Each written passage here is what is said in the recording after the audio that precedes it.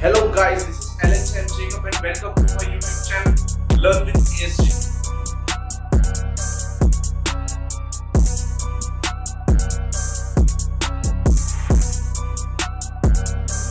दोस्तों आज हम अपनी नई सीरीज स्टार्ट करने जा रहे हैं सिविल इंजीनियरिंग सीरीज। उसके अंदर जो अपन ने फर्स्ट टॉपिक चूज किया है, जो फर्स्ट सब्जेक्ट है अपना, वो है PERT एंड CPM। तो चलिए शुरू करते हैं हम PERT एंड CPM से। PERT एंड CPM में PERT का फुल फॉर्म क्या है? PERT stands for program evaluation and review technique and CPM stands for critical path method. ये दोनों ही प्रोजेक्ट शेड्यूलिंग के टूल्स होते हैं जिसको अपन आगे आने वाले लेक्चर्स में और ब्रीफली पढ़ेंगे। ये समझने से पहले अपन ये देखते हैं कि एक्चुअल में प्रोजेक्ट होता क्या है। प्रोजेक्ट की शेड्यूलिंग समझने से पहले कि एक्चुअल में what do you mean by project. तो प्रोजेक्ट को मैं अगर आपको सिंपल टर्म्स में समझाऊं तो project is defined as the any work which we do in a specific period of time is can be defined as project. तो चलिए स्टार्ट करते हैं। ये जो टॉपिक है ये गेट में 2 से 3 मार्क्स का आता है और यही आपकी rank changing topics, one of the rank changing topics है जिससे आपकी गेट एग्जाम में रैंक डिसाइड होती है। तो चलिए शुरू करते हैं। What is project? What is a project?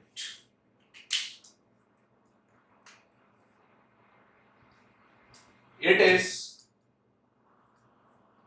Defined as any work which we do in a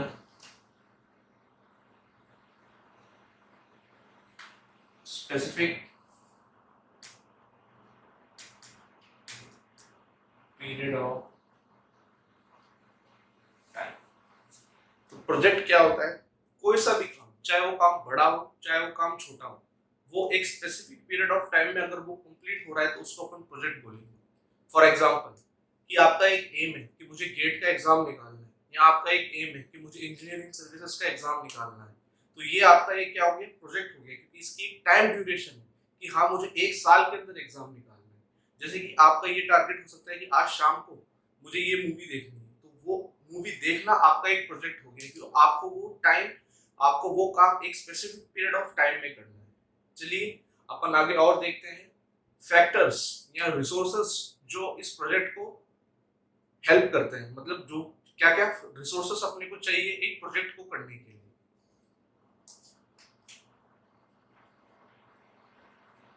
resources required for the project. तो सबसे पहला रिसोर्स क्या होगा? Man power. सेकेंड रिसोर्स क्या होगा?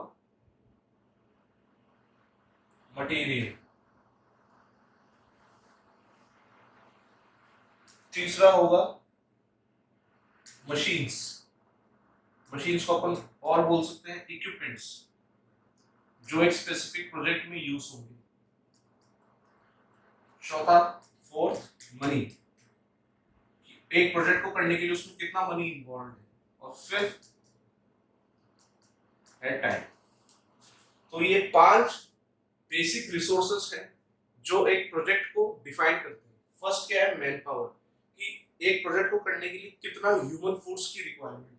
सेकेंड है मटेरियल्स, फॉर एग्जांपल एक सिविल का एक कंस्ट्रक्शन हो रहा है तो वो अपना एक प्रोजेक्ट है, तो उस बिल्डिंग को बनने में या उस ब्रिज को बनने में जो कुछ भी एक सिविल इंजीनियरिंग स्ट्रक्चर बन रहा है उसको बनने में कितना रॉ मटेरियल्स का रिक्वायरमेंट है, तो वो अपना मटेरियल्स के अंदर कवर हो गया। बाकी मशीन्स, कौन कौन से इक्विपमेंट्स आप यूज कर रहे हो आपके प्रोजेक्ट को फुलफिल करने के लिए। फोर्थ पे उसमें कितना बजट इन्वॉल्व है, उसमें कितना मनी इन्वॉल्व है, वो हो गया अपना फोर्थ पॉइंट। और लास्ट पॉइंट है कि टाइम, कि कितने फ्रेम ऑफ टाइम में वो प्रोजेक्ट कंप्लीट हो रहा है। एंड नेक्स्ट इसके बाद होते हैं कि हर प्रोजेक्ट के कुछ ना कुछ ऑब्जेक्टिव्स होते हैं। तो मैं बेसिक लेवल पे आपको हर प्रोजेक्ट के ऑब्जेक्टिव्स बता रहा हूँ कि बेसिकली अगर कोई भी एक प्रोजेक्ट में स्टार्ट करूँ तो उसके 3 मिनिमम ऑब्जेक्टिव्स होते हैं। तो वो ऑब्जेक्टिव्स अपन देखते हैं।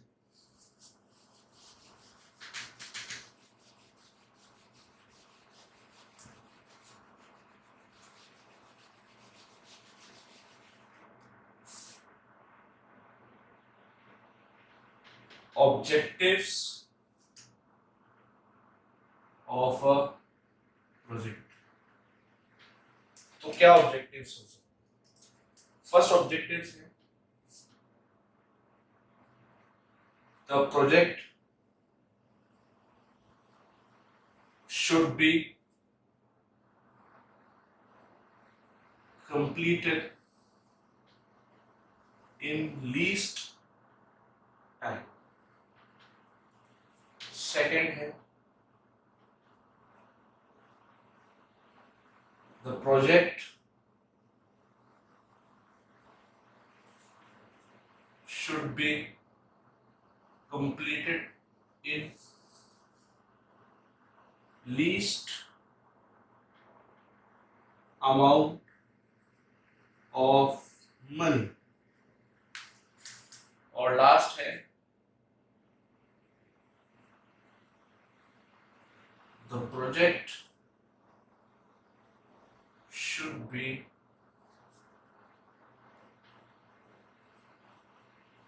completed using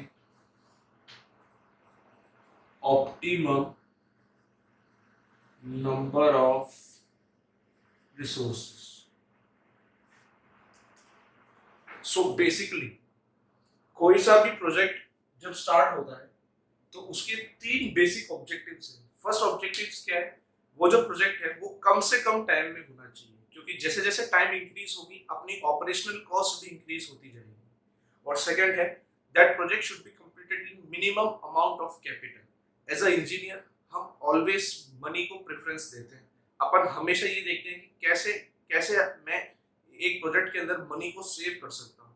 तो अपनी और थर्ड पॉइंट ये है सबसे जरूरी कि जितनी भी अपने पास रिसोर्सेस अवेलेबल है उस प्रोजेक्ट को कंप्लीट करने के लिए उसका मैक्सिमम यूटिलाइजेशन मींस उसका ऑप्टिमम यूटिलाइजेशन होनी चाहिए, जिससे कि प्रोजेक्ट की एफिशिएंसी अपनी मैक्सिमम निकल के आए।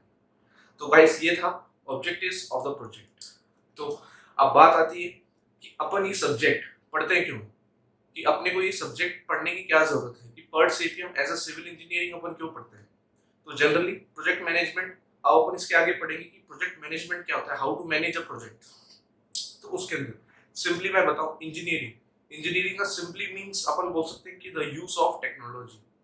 बेसिक मींस अगर मैं बेसिक लेवल पे जाऊं तो इंजीनियरिंग के अंदर क्या होता है, जो भी टेक्नोलॉजी है उसका एप्लीकेशन अपन कैसे करते हैं, बस वो डिपेंड हो जाता है कि डिफरेंट सेक्टर्स में, जैसे सिविल में अलग होता है, मैकेनिकल में अलग होता है, सीएस में अलग होता है, आईटी में अलग होता है। और जब इस टेक्नोलॉजी को मैं सिंक्रोनाइज कर देता हूँ ह्यूमन पावर मतलब मैन पावर के साथ, तो उसको मैं बोल देता हूँ प्रोजेक्ट मैनेजमेंट, जिससे कि एक कंट्री की डेवलपमेंट डिसाइड होती है। फॉर एग्जांपल 3 केस लेते हैं। फर्स्ट केस लेते हैं अपन जापान का, कि जापान जो है ऑलरेडी डेवलप्ड कंट्रीज है, वहाँ पे क्या है टेक्नोलॉजी वाइज जापान बहुत आगे, पर वहाँ पे लेबर मींस ह्यूमन पावर बहुत कम है, इसलिए उसकी डेवलपमेंट इतनी नहीं हो पा रही। सेकंड केस है अपना India.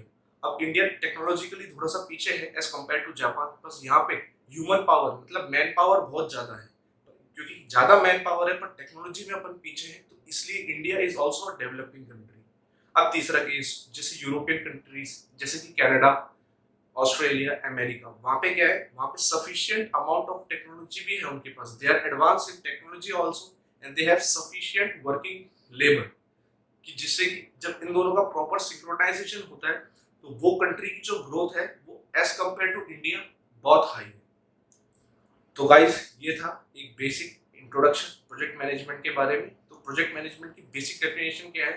The project management is used to synchronise the man power with the technology.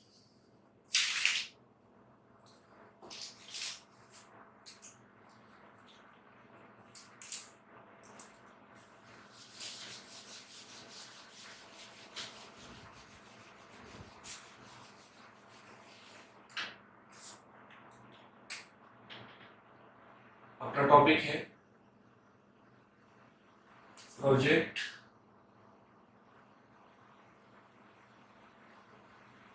Manage. Project management क्या है? Synchronisation of man power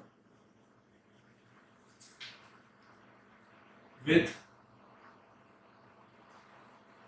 current technology so that our project is completed in optimum resources and in optimum time. तो ये था basic definition project management. अब project management के अंदर भी कई सारे पार्ट्स होते हैं। For example elements of a project management की मैं बात करूं तो प्रोजेक्ट मैनेजमेंट को अपन तीन मेजर पार्ट्स में डिवाइड करते हैं। The first one is the planning of the project, the second one is known as the scheduling of the project, the third one is known as the controlling of the project. चलिए अपन देखते हैं इनके बारे में भी और।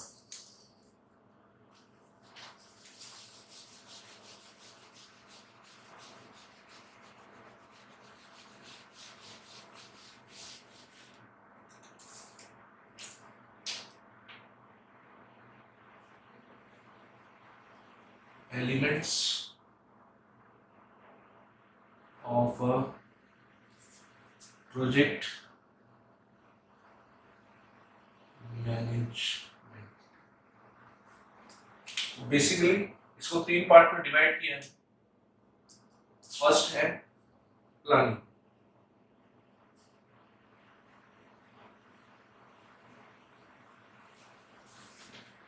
Next है शेड्यूलिंग, थर्ड है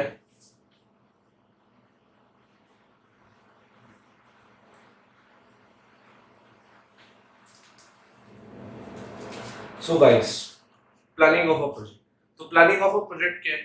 प्लानिंग ऑफ द प्रोजेक्ट के अंदर अपन क्या करते हैं, उस प्रोजेक्ट की ऑब्जेक्टिव्स क्या है, इन सेंस मतलब उस प्रोजेक्ट को मैं कंप्लीट करने के बाद उसका क्या ऑब्जेक्टिव है, उसका क्या पर्पस है, वो डिफाइन करता हूं मैं प्लानिंग वाली स्टेज में।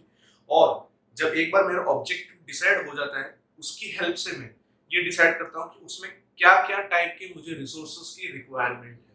बेसिकली प्रोजेक्ट क्या हो जाएगा, it defines the objectives of a project and also it describes the how much various types of resources that we need to require in order to complete that project। तो ये क्या है, defining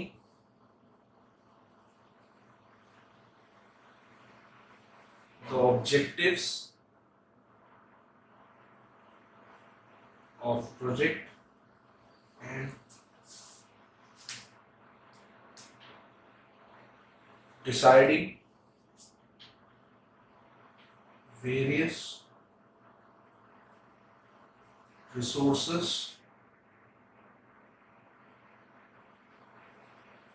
required for the project। So guys, next part है अपना project scheduling. अपने अब उस project के बारे में अपन ने प्रोजेक्ट के ऑब्जेक्टिव फिक्स कर लिए, उसके बाद अपन ने ये भी फिक्स कर लिए कि उसमें क्या क्या रिसोर्सेज की अपने को रिक्वायरमेंट है। अब अपन क्या करेंगे, उस प्रोजेक्ट को मल्टीपल एक्टिविटीज के अंदर अपन उसको पार्ट्स में ब्रेक कर देंगे और हर एक्टिविटी में कितना कितना अमाउंट और कौन से टाइप का रिसोर्सेज अपने को देना है, ये अपन शेड्यूलिंग के अंदर करेंगे। आइए देखते हैं।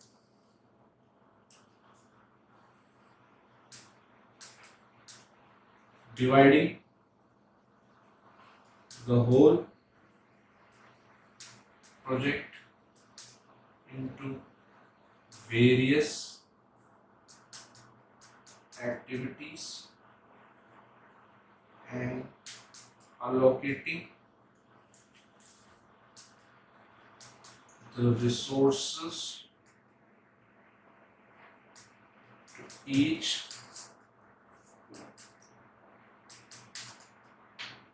activity according to its requirement। ठीक है, ये हो गया अपना प्रोजेक्ट शेड्यूल। नेक्स्ट है अपना प्रोजेक्ट कंट्रोल। तो ये प्रोजेक्ट प्लानिंग और जो प्रोजेक्ट शेड्यूलिंग, ये जो फेज होता है, ये प्रोजेक्ट एक्चुअल में प्रोजेक्ट के स्टार्ट होने से पहले ही अपन प्रोजेक्ट की प्लानिंग और प्रोजेक्ट की शेड्यूलिंग कर लेते हैं। फिर जब प्रोजेक्ट जब एक्चुअल में परफॉर्म होता है या प्रोजेक्ट जब एक्चुअल में रन करता है, उस रनिंग फेज में अपन इस प्रोजेक्ट कंट्रोलिंग करते हैं। इसमें अपन ये देखते हैं कि जो अपन ने प्लानिंग और जैसे अपन ने शेड्यूलिंग करी है, वैसे अपना प्रोजेक्ट आगे मूव कर रहा है कि नहीं। इसे चेक कौन करता है? इसे चेक करता है प्रोजेक्ट मैनेजर और उसकी प्रोजेक्ट मैनेजर की प्रोजेक्ट मैनेजमेंट टीम इसको चेक करती है और कंसिस्टेंटली इसको रिव्यू करती है। और अगर प्रोजेक्ट अपने प्लान के हिसाब से नहीं जा रहा, तो अपन कई जगह एक्टिविटीज को रीशेड्यूल कर देते हैं अपने नीड्स के अकॉर्डिंग। उसको बोलते हैं अपडेटिंग ऑफ द प्रोजेक्ट। तो प्रोजेक्ट कंट्रोलिंग के अंदर क्या है? execution of planning and scheduling phases, and if it is not working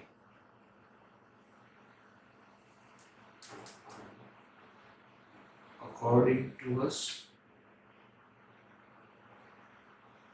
then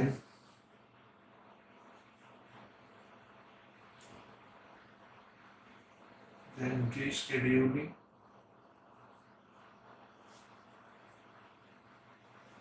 is done। तो गाइस, इसके साथ आज का फर्स्ट लेक्चर यही समाप्त होती है। अगर आपको ये वीडियो पसंद आए तो इसे लाइक जरूर करिए, इस कंटेंट को ज्यादा से ज्यादा लोगों के साथ शेयर करिए और मेरे चैनल को सब्सक्राइब करिए। Hit the bell icon for my new updates. This is KSJ signing of.